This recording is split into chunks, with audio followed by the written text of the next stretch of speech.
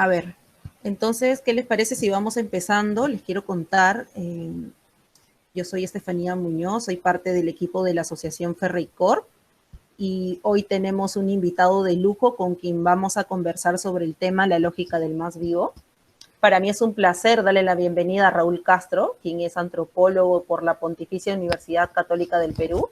Tiene un máster en Comunicación, Cultura y Sociedad en Goldsmith por la Universidad de London y actualmente es director académico de la carrera de Comunicación y Publicidad de la Universidad Científica del Sur. Bienvenido, Raúl. Es un placer tenerte como invitado el día de hoy.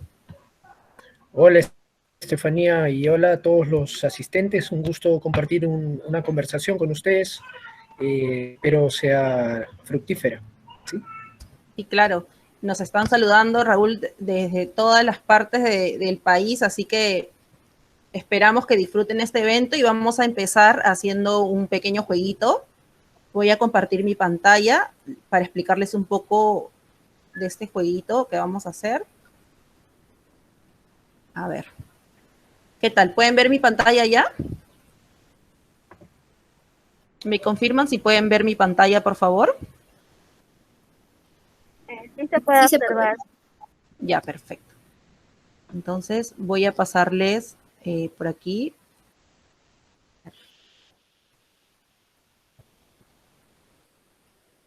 Les estoy compartiendo por el chat un enlace, por favor, únanse aquí para poder hacer este jueguito.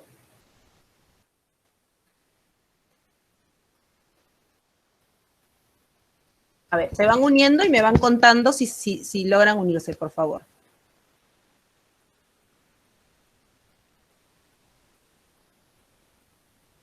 En el chat les he compartido el enlace.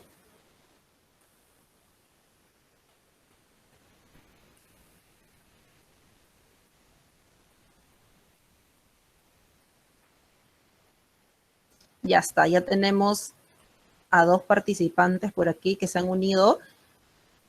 Solamente necesitan ingresar al enlace. El enlace los va a enviar directo y les va a asignar un nombre divertido. En realidad no tienen que poner sus datos. Es un nombre cualquiera que les asigna la plataforma. Ya tenemos 8. Están mirando mi pantalla, ¿verdad? Ya vamos 10, 11. Perfecto. Ya somos 15 en la sala. Entonces les voy a explicar un poquito. Este juego es un poco para saber sus opiniones respecto a algunas preguntas que suelen suceder en el contexto de la lógica del más vivo, ¿no?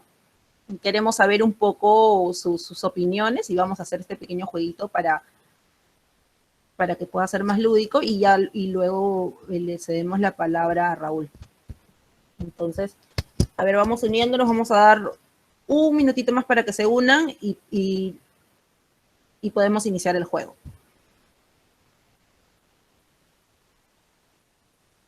A ver, vamos 21. Bien. 21 en la plataforma listos para jugar. ¿Alguien más se va a unir, por favor?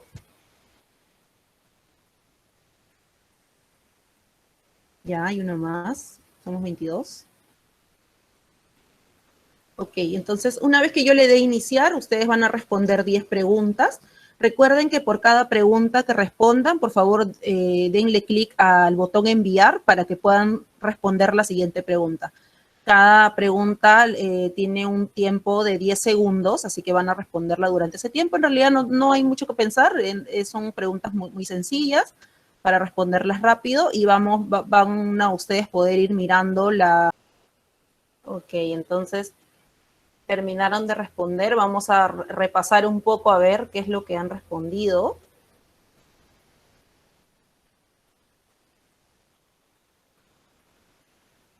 Por favor, me confirman si me están escuchando. Sí, Steffi, te escuchamos. Genial. ¿Pueden ver mi pantalla también? Sí, todo bien. Muy bien. Entonces, vamos a repasar un poco las preguntas que han respondido ustedes para ver un poco la estadística. Y dice, a ver, en Perú, si no eres vivo, no sobrevives. 20 jugadores dicen que es cierto. y 5 dicen que es falso. Vamos con la siguiente. Si me paso la luz roja una vez, no pasa nada. 6 jugadores dicen que es verdadero y 19 dicen que es falso. Vamos por la tercera, a ver. ¿Me puedo meter en la cola si mi amigo está en ella? 10 dicen que sí, que es verdadero, y 15 dicen que es falso. A ver, vamos ahí. La siguiente. Si me encuentro un celular en la calle, me lo quedo. 2 dicen que sí, que es verdadero, y 23 dicen que es falso. Vamos por la pregunta 5. Si me dan un vuelto de más, lo guardo sin decir nada. Es mi suerte. Verdadero dicen 2 y falso dicen 23. Vamos por la pregunta 6. Si me conecto a mis clases virtuales, pero puedo aprovechar para hacer otras cosas. Total, el profe no se da cuenta. 10 dicen que verdadero y 15 dicen que falso. Pregunta 7. El profesor me pide prender la cámara y me invento que está malograda porque estoy en mi cama. 4 dicen que verdadero y 21 dicen que falso. A ver cómo vamos. Vamos a la pregunta 8. Dice, me toca exponer y me invento que se me fue el internet porque no terminé el proyecto. 7 dicen que verdadero y 18 dicen que falso. Vamos por las 2 últimas preguntas. Alguna vez dije que mi perro se comió mi tarea, la clásica, ¿no? 25 dicen que falso. Genial, acá no hay ninguno que haya dicho verdadero. Y por último, la pregunta 10. Si llego unos minutos tarde, no pasa nada. Total, es la hora peruana, ¿no? La clásica hora peruana. 9 dicen que verdadero y 16 dicen que es falso. Estos son un poco, chicos, las respuestas que ustedes han ido comentando en este jueguito. Así que, bueno, ahora vamos a darle pase a Raúl para profundizar un poco más en estos resultados. Adelante, Raúl. Gracias, Estefanía. ¿Hay posibilidad de ver un cuadro resumen con lo que hemos, visto? Sí, a ver, un segundito.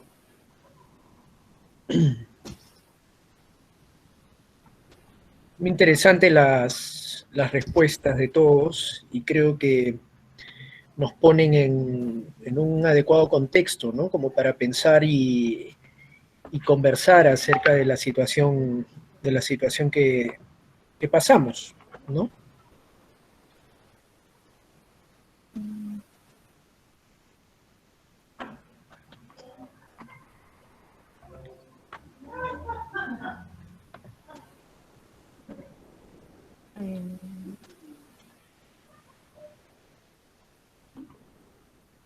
No, me temo que no hay un cuadro resumen, pero no sé si igual voy a proyectarlo porque puedo ir pasándolo.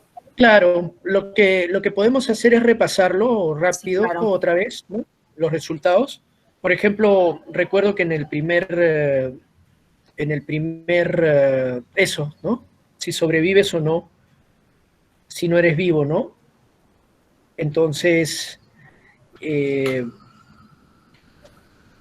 hay 20 que afirman que hay que ser vivo, ¿no? Versus 5, digamos que no, ¿no? Me parece que ese es el número, ¿no? Así es. Claro. Y después, lo que sí no tomé es la siguiente, de luz roja, por ejemplo. El no pasa nada, ¿no? Así es. 19 jugadores dicen que falso, si no pasa nada, y 6 jugadores dicen que verdadero, que sí Que pasa. verdadero, correcto. Y después hay un tema de la cola, si no me equivoco, ¿no? Sí.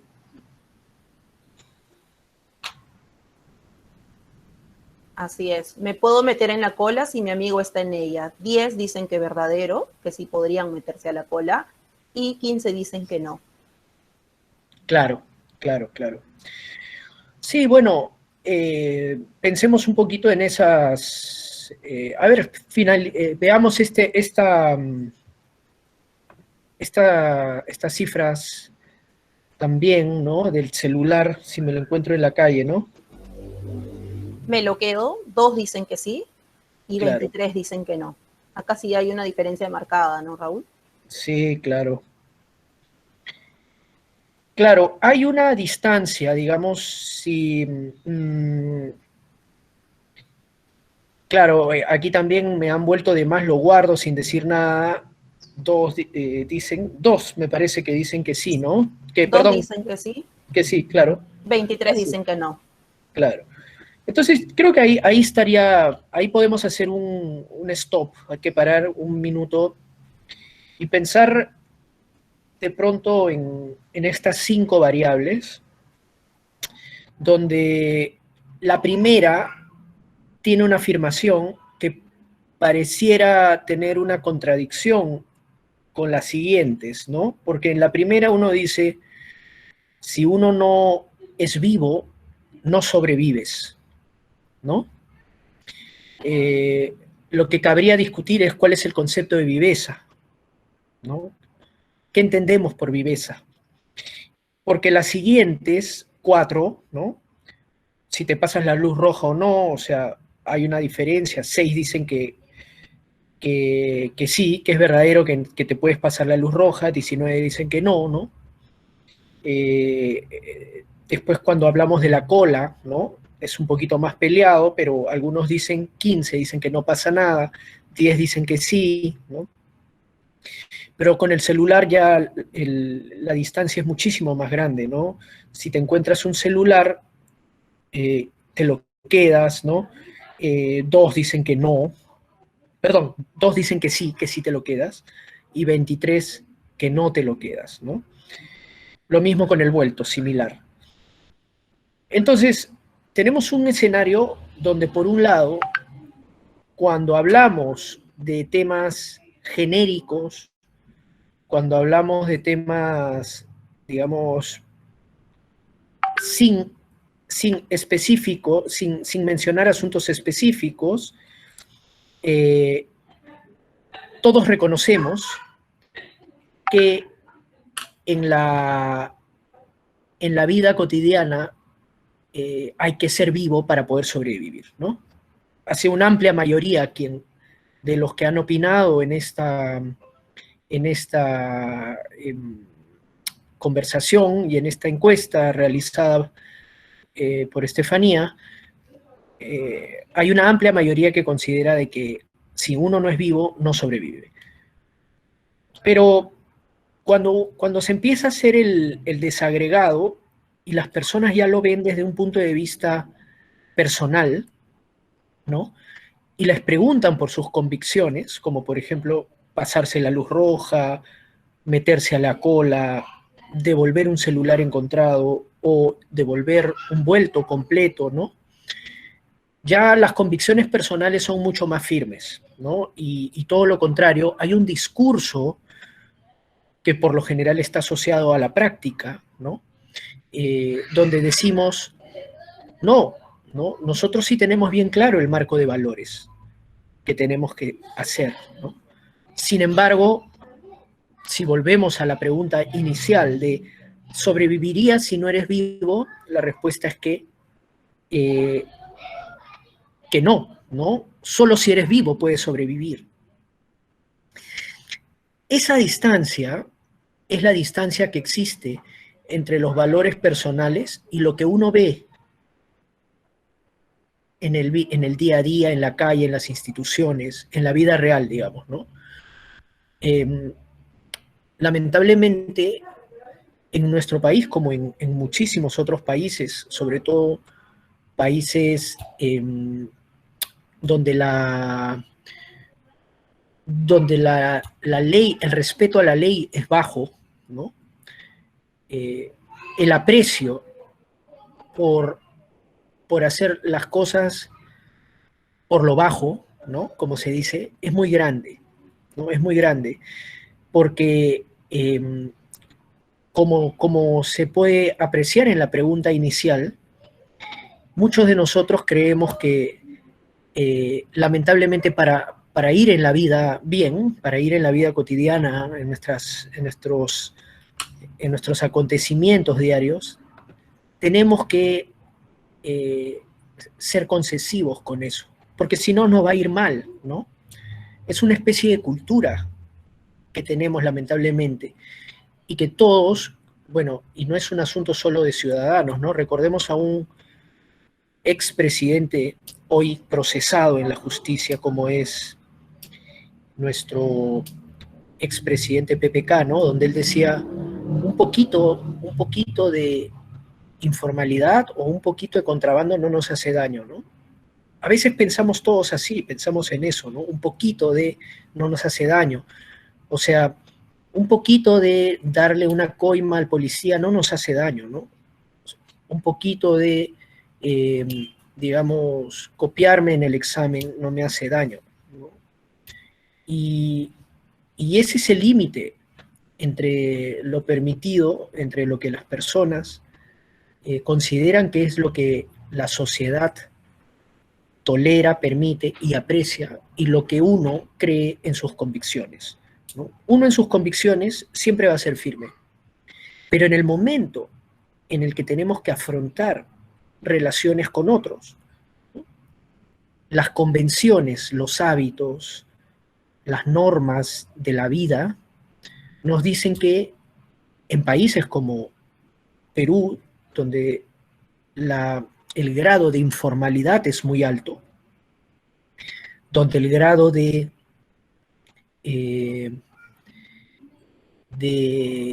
impunidad, es decir, donde no se pena, donde no se castiga el delito, es muy alto. En sociedades como la nuestra, es permisible tener un poquito de corrupción, ¿no? Y ese es un gran problema, ¿sí?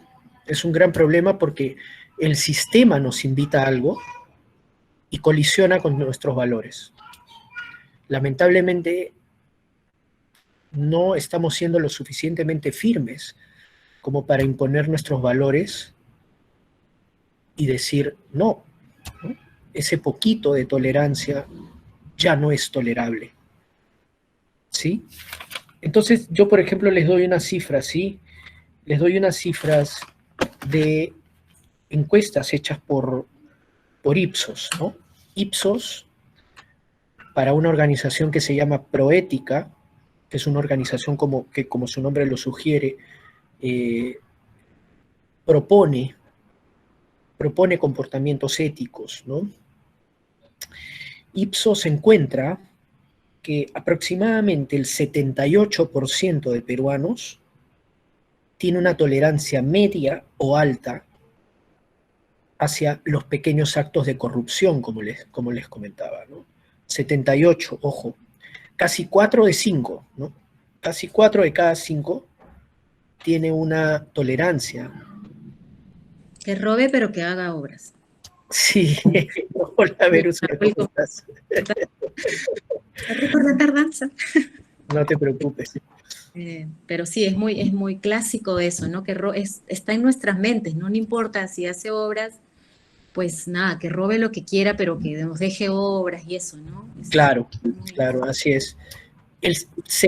Digamos, se es tolerante a un sistema que permite eso, ¿no? En contra de nuestros principios, repito, porque cada vez que nos van a encuestar o nos van a preguntar, nosotros vamos a decir ni hablar. La corrupción no puede ser aceptable. Pero cuando nos vamos al terreno público, a las reglas de la calle, digamos, nos encontramos con un sistema donde todos somos un poquito más flexibles y podemos, ¿no? Ok, les doy otro dato, ¿no? La misma encuesta Ipsos dice que la mitad de los peruanos acepta pagar una coima al policía para evitar pagar más, ¿no? Porque digamos, la papeleta puede ser, pues, de 300 soles, qué sé yo, pero al policía le doy 20 soles, o 10, ¿no? Entonces, uno siente que está efectivamente pagando por la falta que ha hecho. La diferencia está en que no va al Estado como debería ir, sino va al bolsillo del policía. Pero lo curioso de esta situación, y lo dice la misma encuesta Ipsos, una encuesta a nivel nacional hecha durante 3 años seguidos, el 2012, el 2013 y el 2015, ¿no? Es que en un porcentaje mínimo, mucha gente piensa es para ayudar al policía.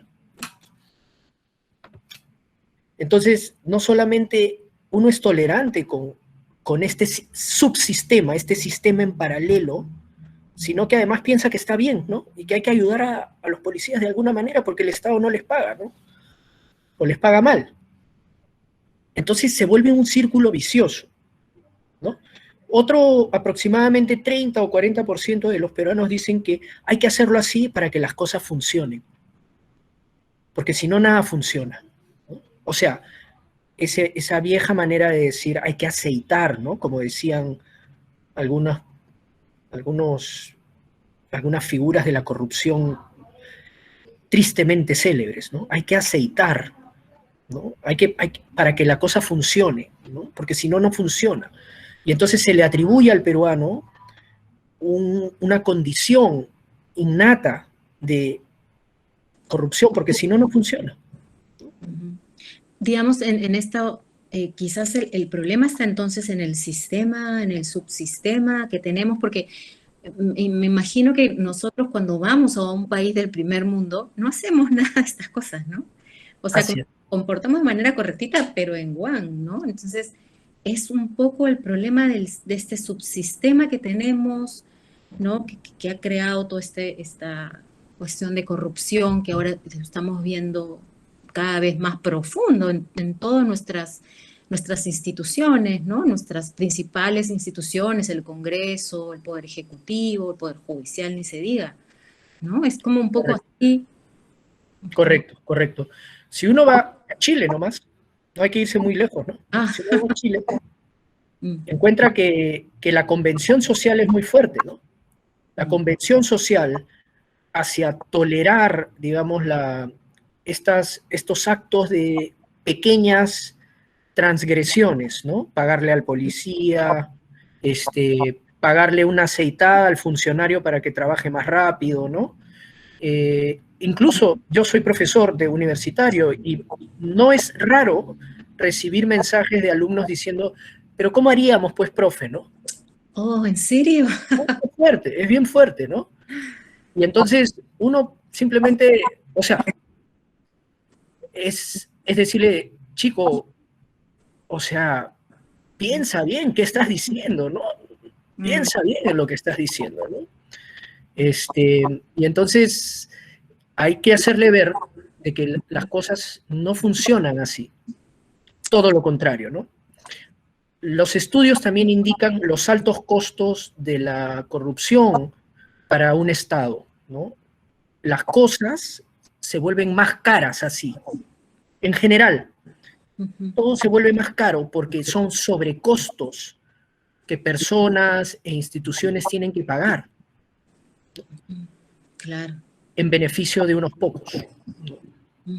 Aquí tenemos un comentario de Gustavo que dice, cuanto más corrupto es el Estado, más numerosas son las leyes. Esto también tiene connotación en todo el aparato público. Es cierto, sí. Es cierto, es cierto. Es cierto, Gustavo. Porque, claro, hay que tapar no solamente, pues, la posibilidad, digamos, promedio del delito, sino las enésimas posibilidades de pequeños delitos que puede haber en el camino, ¿no? Y entonces se vuelve ineficiente. Eso tiene mucho que ver también con los sistemas de administración de justicia, ¿no? Perú tiene uno de los sistemas de administración de justicia con más baja tasa de sentencias. Oh, wow. Las sentencias en el Perú están alrededor de 10, 12%, ¿no? Es decir, según un caso presentado, ¿cuántos de los casos presentados a la justicia tienen una sentencia? Son muy poquitos. Uno va a las cárceles y se encuentra con muchísima gente a quien le falta sentencia.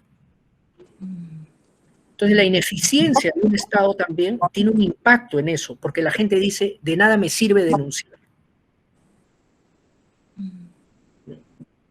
Hay un clásico, bueno, no un clásico, alguna vez escribí una columna que les voy a hacer llegar con un caso de Gastón Acurio, nuestro chef, que sufrió un robo de sus equipos, ¿no? Estamos hablando del año 2014, 2015. Sufrió robo de sus equipos. los equipos de video, porque él tiene, pues, o tuvo un programa de televisión. De cocina. Y él no denunció.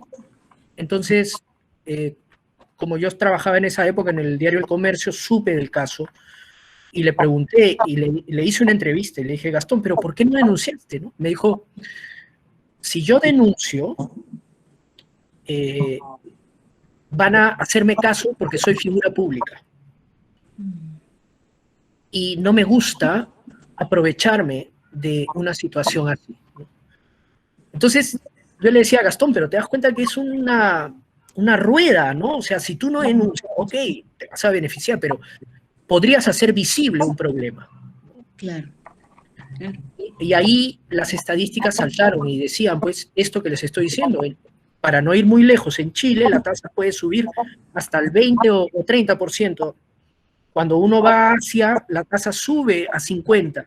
Y uno va a Estados Unidos y Europa y la tasa se dispara a 80% de condenas, ¿no? Entonces, cuando hay una brecha entre la denuncia y la condena efectiva tan grande como hay en nuestro país, la gente deja de creer. Ya no creo en el sistema. Exacto. ¿No? Y eso es algo que no debemos tolerar, ¿no? Entonces, hay problemas sistémicos, sí, como el del aparato de justicia, pero también hay asuntos de la conciencia personal, ¿no?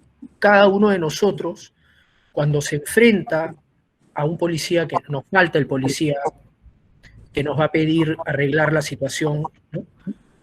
Pues hay que pensar mucho en eso, ¿no? Hay que pensar mucho en el ejemplo que damos a quienes están con nosotros, en lo perjudicial que es para un sistema en general, ¿no? Y quizás convendría pagar los 300 soles y pensar en no volverlo a hacer, más que en seguir haciéndolo y seguir pagando 20 soles cada vez que me pesquen, ¿no? Y eso ni siquiera se ha superado porque también va a tu récord, ¿no? Que puede influir luego en tus años de duración de tu brevete, pero ni con eso se frena, no hay nada que pueda frenar.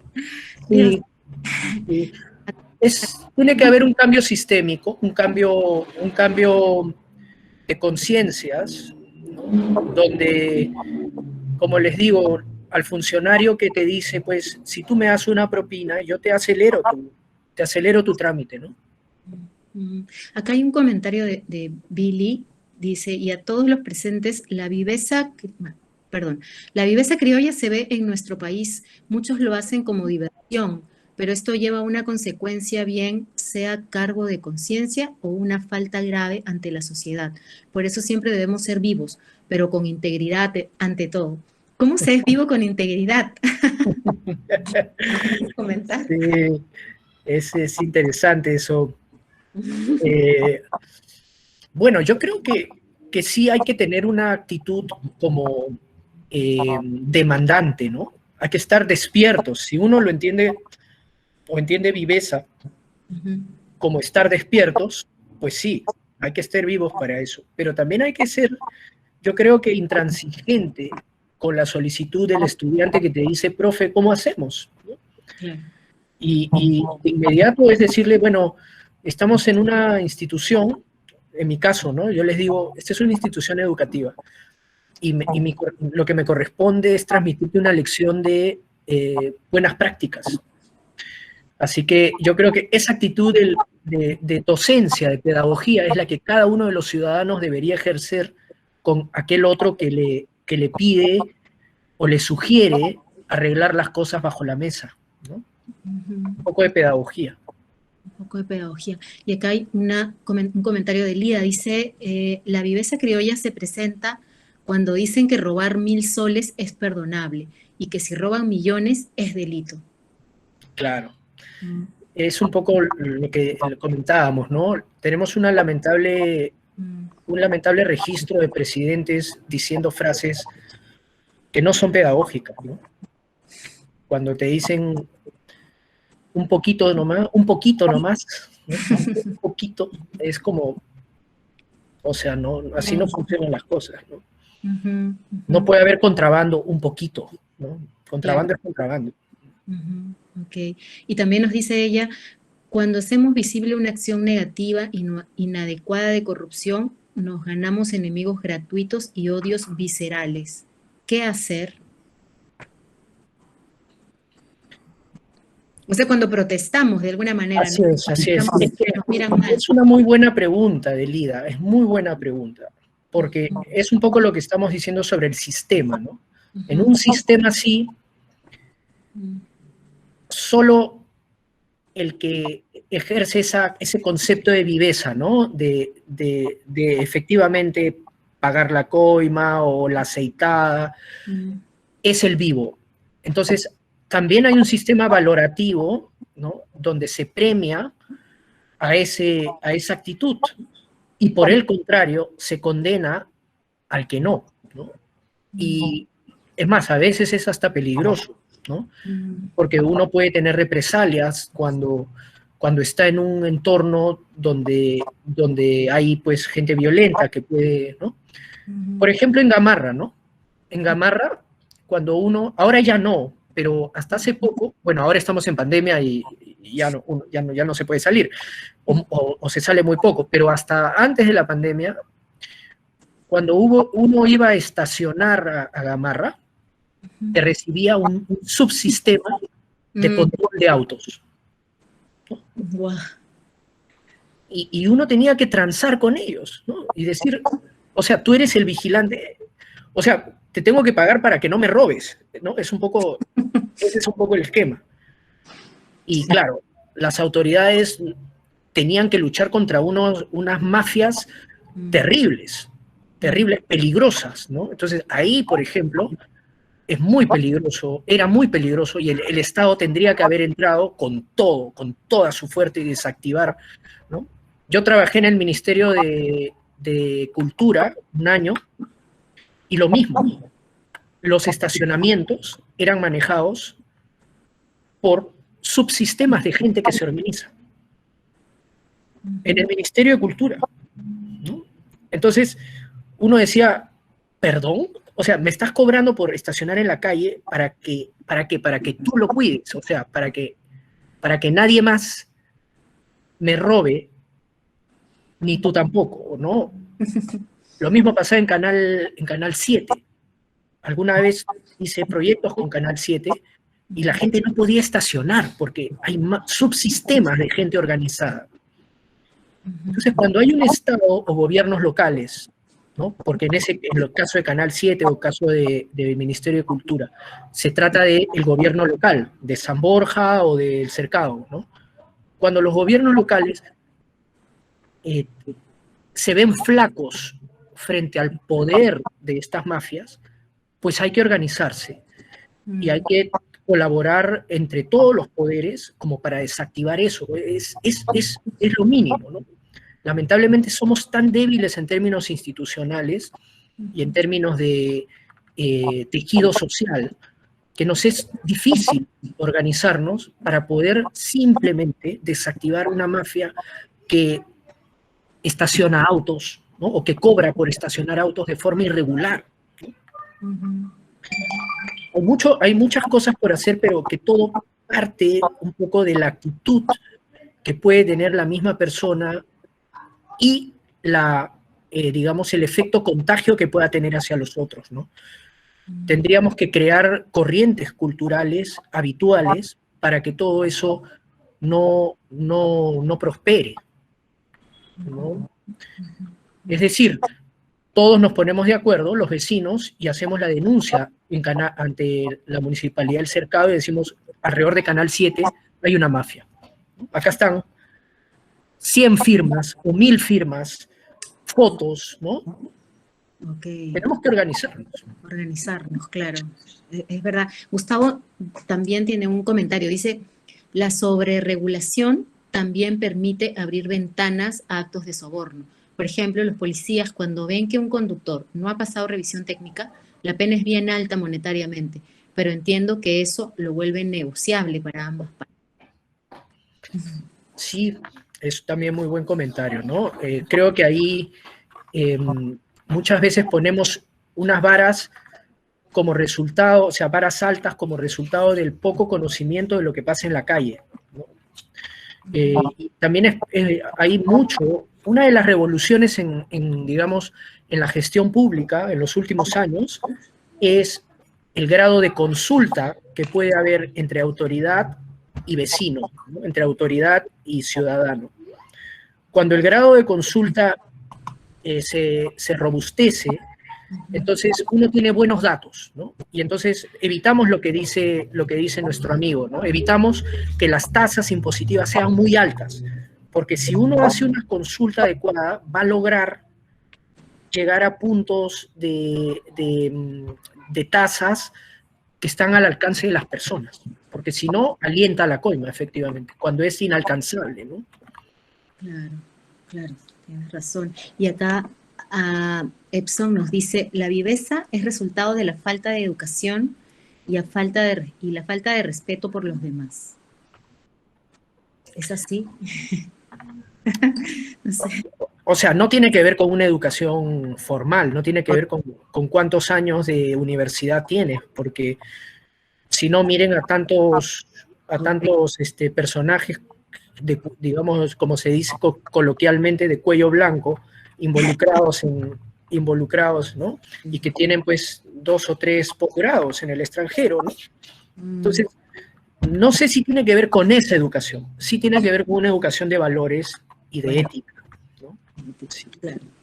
Y Jimmy dice, hay gente que cree que porque tiene un puesto importante o mucho dinero, o se creen todopoderosos, pueden mandar en el mundo, aplastar a otros y hacer lo que se les da la gana. Ciertamente, ¿no? Ciertamente tenemos un concepto de la autoridad autoritaria. Tendemos a creer que la autoridad puede no respetar las propias reglas que él mismo encarna, ¿no? Miren ustedes, muchas veces, una vez más, yo trabajaba en el comercio y estaba cerca de varios sitios oficiales, ¿no? De varias oficinas de gobierno. Y era frecuente ver a la autoridad, o sea, al ministro o al juez, ¿no? Estacionándose sobre la vereda. Entonces uno decía, o sea, tú eres la autoridad, ¿no? Pero te estacionas en la vereda. ¿Por qué? Porque eres autoridad. Todo lo contrario, ¿no? Debería ser el que dé el ejemplo para eso. Pero lamentablemente los discursos que uno suele escuchar son, no tengo tiempo, estoy muy apurado, soy muy importante, ¿no? Entonces, no hay consecuencia. Y ese es un gran problema. Los comunicadores le llamamos a eso también el conflicto entre, bueno, las expresiones están en inglés, pero es entre el storytelling y el story doing, ¿no? Entre el decir y el hacer. Sí. Como lo hemos visto con las vacunas también, nuestra ministra vacunada de salud. Primero los demás y después la capitán del barco es al final. Y mintiendo, ¿no? Y mintiendo. No, porque yo en verdad estoy en contacto con gente, entonces, que está bien, ¿no? Pero ¿por qué mentir, no? ¿Por qué mentir? Sí. ¿Por qué negarlo? ¿No? No, si hubiesen pensado bien, ahí funciona mucho este asunto de creer que es lo normal, ¿no? Porque, digamos, lo normal en cualquier otro lado sería, o sea, es más fácil que tú salgas a decir, me voy a vacunar primero porque soy autoridad y porque voy a estar en contacto de gente y voy a dar el ejemplo. Yo primero pongo el hombro. Nadie te va, o sea, te pueden criticar, ¿no? Pero está siendo transparente, digamos. Claro, exacto. O sea, peor es que te escondas y que salgas detrás diciendo, no, yo al último, ¿no? O sea, queriendo construir una narrativa que no viene al caso, ¿no? Que la haces más difícil y que, pues, te expone como alguien con dobles o triples escenarios. Ese es el sistema de varios niveles o capas en el cual nos movemos, ¿no? Y hay que limpiar y simplificar, y estoy de acuerdo con lo que decía alguno de las personas que opinan, ¿no? En el chat, hay que simplificar las capas, porque puede ser más eficiente que jugar con varios niveles, ¿no? Y Ana Injante nos dice, ¿y si los ciudadanos dijeran no a estos subsistemas, se debilitarían? si nadie paga por esos cobros de estacionamiento, más temprano que tarde, esas personas se irían. Así es, así es, así es. Así es un acto ya colectivo, ¿no? Al final estamos ante movilizaciones colectivas, porque la fuerza de todos pueden hacer cambios drásticos, ¿no? Si nadie quiere pagar, entonces habrá pues de parte de esos que pretenden tener una actividad ilícita, una reconsideración. Pero es importante el diálogo y la alianza con las autoridades, porque los primeros en que se atrevan a hacer eso van a ver sus llantas bajas, van a ver sus lunas rotas. Eso, ¿no? O sea, hay mucho miedo también, ¿no? De poderse enfrentar, salir a las calles o protestar, porque Sí. o sea, yo recuerdo una vez que estaba en mi época de estudiante en el micro y le estaban robando a una persona mayor y yo me di cuenta, entonces lo que hice fue proteger pues estaban metiendo la mano al bolsillo y no se daba cuenta, ¿no? Y entonces yo traté de proteger eso y ¿para qué lo hice, verdad? El choro me tiró un manazo en la cabeza y me rompió los lentes y se fue corriendo, ¿no? Entonces yo dije, creo que nunca más vuelvo a hacer esto. O sea, algo así opera, ¿no? En el cerebro, está de uno porque da miedo, cuando uno está haciendo lo correcto y que termines dañándote, ¿no? Es un problema. Y ahí tenemos que aliarnos con los conductores. Es difícil, pero a veces a los conductores también hay que llamarles la atención, ¿no? A los cobradores cuando se trata de buses, ¿no? Y tratar de hacer la denuncia a la agencia. O sea, es todo un sistema, por eso tiene que haber un cambio de conciencia, sí, un cambio de actitud, pero también una noción de trabajo conjunto, ¿no? Para tratar de cambiarlo. Eso, porque solos no es más difícil, ¿no? Que si todos como operamos en alianzas, conversando, porque nos beneficia a todos, ¿no? No solo nos beneficia a uno, nos beneficia a todos. Así es, así es. Eso me has hecho acordar de una vez que estuve en un bus, ¿no? Y que tenía que bajar en el paradero, pero el bus me deja a medio camino, ¿no?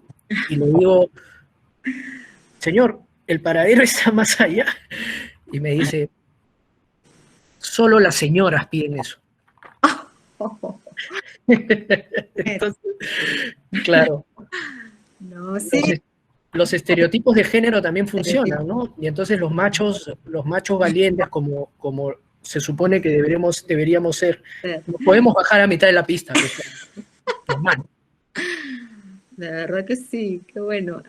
Aquí dice Jimmy, ¿cabe la posibilidad de que tengamos un Perú sin corrupción y delincuencia? ¿Cómo lo ves? Sí. Cabe. O sea, todos los países tienen un grado menor, ¿no? De delincuencia. Hace poco un periodista fue asesinado en Holanda. Asesinado, ¿no? Por denunciar mafias, ¿no? Hace un par de días, ¿no? Y estamos hablando de uno de los países más desarrollados cívicamente, ¿no? Y económicamente en el mundo. O sea, siempre va a haber un margen para eso, pero son las excepciones, ¿no? En países de debilidad institucional como el nuestro, es al contrario, es la regla, ¿no? Es la regla. Y tiene que dejar de ser la regla para poder pensar en un mejor país para nuestros hijos. Y a mí me gustaría, ya estamos con los minutos, no sé si hay alguna pregunta adicional, pero me gustaría que podamos como ver a nuestro país de aquí en este bicentenario, ¿no? Han pasado 200 años y estábamos mirando muchos programas de la historia, de las guerras que tuvimos que pasar por lograr nuestra independencia, y como que siguen habiendo los mismos problemas, ¿no? Los mismos intereses personales que priman sobre un colectivo, sobre un sentido de patria, de nación, de Perú. ¿Cómo hacemos con eso que también es como, o sea, no queremos 200 años más igual, ¿no? Sí, ¿Qué podríamos hacer en todo caso como estudiantes, como jóvenes? ¿Cómo hacer para contribuir al bienestar del país? Y pensando también en el vivo, ¿no? En que mucho de esto ha sobrevivido tantos años, siempre buscando intereses personales, ¿qué hacemos para ya no funcionar bajo esta lógica? Además de todas las cosas que nos has dicho de buscar alianzas, unirnos, ¿no? No hacer estas pequeñas cositas como pagarle al policía, ¿no? ¿Qué otras cosas más de cara a un mejor país con valores? ¿Crees que de repente debemos como empezar con las nuevas generaciones, los más chiquitines, porque ya las generaciones de ahora están como un poco perdidas, o no lo ves así? eh, hace un tiempo digamos, vengo y venimos con colegas propiciando una idea de redes de confianza, ¿no? Tenemos que revertir un poco la desconfianza que tenemos hacia las autoridades, hacia el sistema. Y ahí hay que empezar un poco por la célula, ¿no? Por la familia, ¿sí? En una encuesta que hace el Banco Mundial, perdón, el Banco Interamericano, dice que la falta de confianza es de menos de la mitad de ella cuando se trata de pensar en la autoridad, ¿no? Menos de la mitad de los peruanos y de los latinoamericanos, porque esta es una encuesta latinoamericana, confía en su autoridad. Pero la tasa sube muchísimo cuando se trata de la familia. La tasa se va casi hacia un más 80 y tantos %, y se dice que cuando es parte de mi familia, yo confío más, ¿no? Entonces, las redes de confianza tendrían que empezar como anillos, ¿no? Como anillos circulares en la familia, pasar a gente relacionada, a otros colegas, a vecinos, ¿no? Para después extenderse, ¿no? ¿Qué significa redes de confianza? Significa establecer un conjunto de pautas de comportamiento que exijan respeto a ciertas reglas, ¿no? Entonces, como veo en el chat que dice Patricia, sí, pues son reglas que se ponen desde el hogar, ¿no? Y entonces, si uno confía en que nuestra familia inmediata y extensa va a respetar ciertas reglas, ya es una primera, es como un juego, ¿no? Es decir, a ver, vamos a tener la primera etapa de este juego. Todos respetamos estas reglas, ¿no? En esta familia, nadie paga coimas. En esta familia, no... Llega tarde. Sí, exacto. Sí. Entonces... dice mentiras, nadie dice mentiras. Nadie dice mentira. Y en general, ¿no? Nadie... o propiciar cosas, ¿no? Entre nosotros nos apoyamos con esto y con lo otro, ¿no? Luego se hace extensivo al vecindario, ¿no? Y ese salto es el salto más importante, ¿no? Porque ya estás haciendo tejido social. Y ahí pasa por reunirte con tus vecinos, por intercambiar. Ahora que tenemos WhatsApp, que es una maravilla, ¿no? Intercambiamos redes, estamos en red, ¿no? Y podemos advertir cuando algo no funciona o cuando algo debe funcionar mejor, ¿no? Podemos mirar al funcionario que no está haciendo bien su trabajo, a la zona abandonada que está siendo lugar de delincuencia, ¿no? Y así podemos manejarnos como red. Si esas redes vecinales de confianza las trasladamos a ámbitos nacionales, sería el éxito, ¿no? El éxito de una operación así, ¿no? ¿Y lo crees posible en un país tan multicultural, tan diverso, ¿no? Ahora mismo estamos como bastante polarizados y divididos. Sí, sí lo creo. Creo que inicialmente el alcance vecinal es alcanzable, ¿no? O sea, la dimensión vecinal es alcanzable. Si ya tenemos agrupaciones vecinales, si tenemos pues distritos unidos en determinada cosa, ¿no? Ahorita estamos trabajando en la universidad en un proyecto para revalorar el centro histórico de Lima, ¿no? Por ejemplo. Lindo. Y pretendemos involucrar a varias zonas, varios vecindarios, ¿no? Rímac, Cercado, Barrios Altos, ¿no? San Juan del Lurigancho, que tiene una zona ahí. O sea, pretendemos crear redes de confianza ahí. ¿No?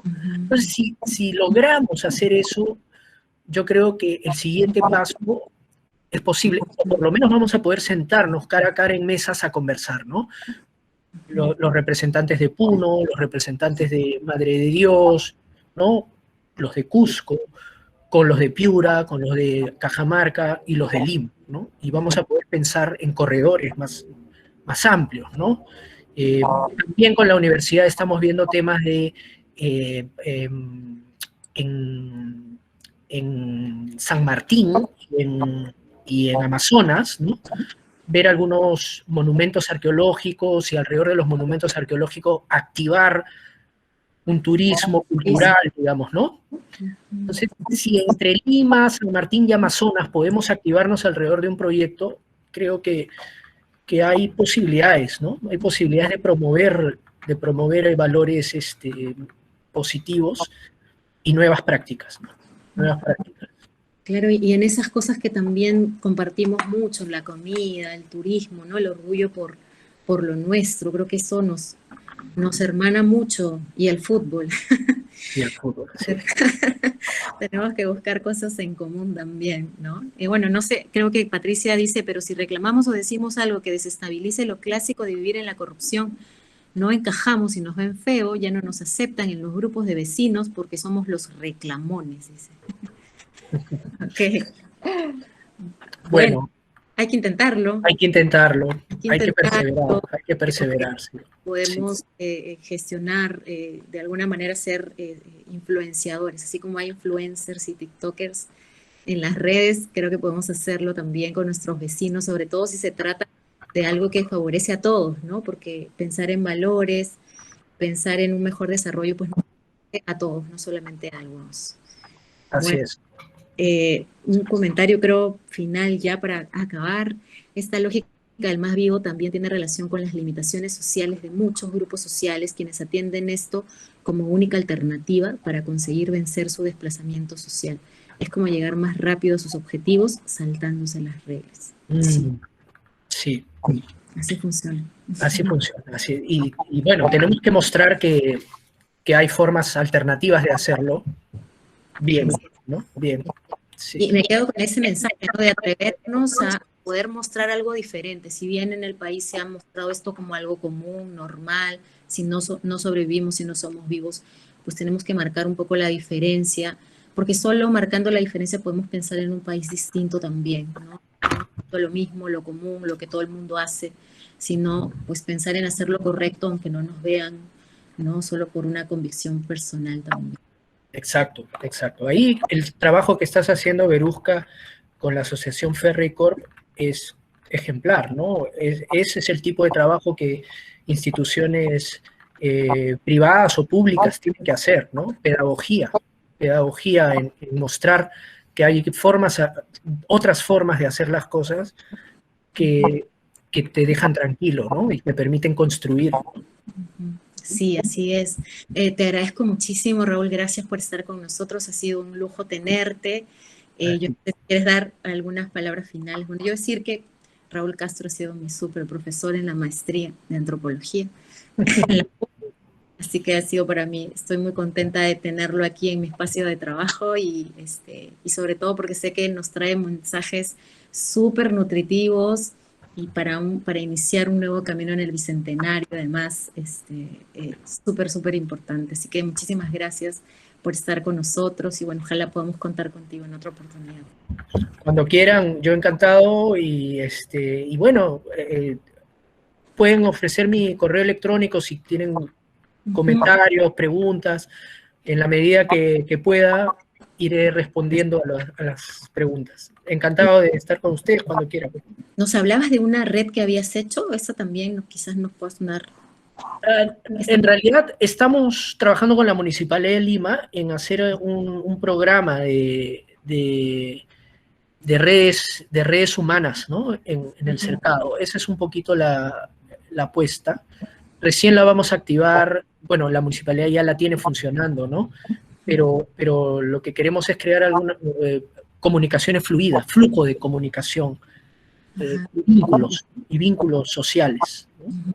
Bueno, igual si necesitas alguna difusión, puedes contar con nosotros como organización también, que trabajamos con estudiantes, también se han unido a nuestro proyecto docentes, como LIDA. Buenazo. Más personas y quizás podemos hacer algo también juntos.